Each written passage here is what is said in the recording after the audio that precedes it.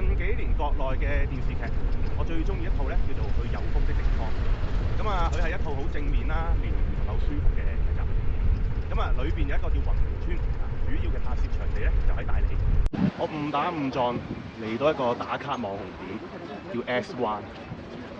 咁呢個 S 灣咧，原來就話佢嗰個道路個海邊係呈咗 S， 咁啊好適合打卡拍照嘅。咁啊會見到好多人咧會租嗰啲單車，咁啲單車係比較 classic 少少古典風，然後咧前邊係會有啲花圈咁樣，咁係幾 elegant， 超級多人。老實講係幾靚嘅。離開 S 灣，我哋向喜洲古鎮進發，沿路風景越嚟越靚。嚟到喜洲，咁就會係有風的地方嘅紮染啊，同埋木雕嘅取景場地。咁啊，前邊係個轉角街啊，非常之熱鬧。呢個轉角街十字路口咧，就最多人喺度打卡嘅。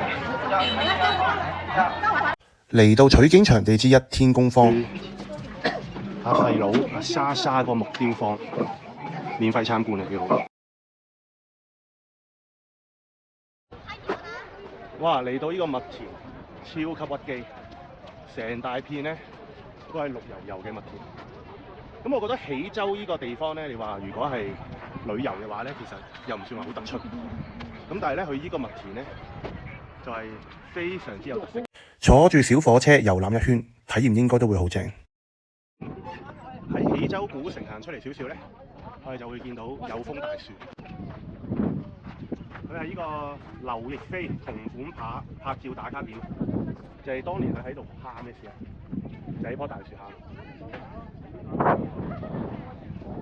如果大家面對住好大壓力或者迷惘失意，好建議大家睇呢套《去有風的地方》。